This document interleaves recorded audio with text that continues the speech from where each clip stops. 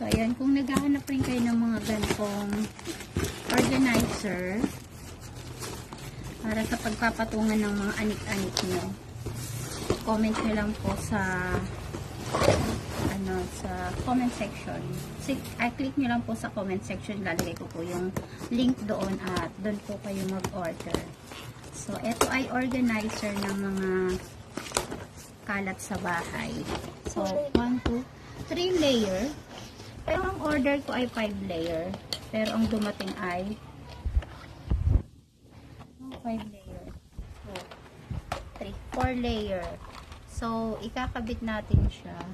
Alam kung ganito ba siya. Ano ba siya ikabit? Hanggang 5, ano lang, diba? 5 minutes.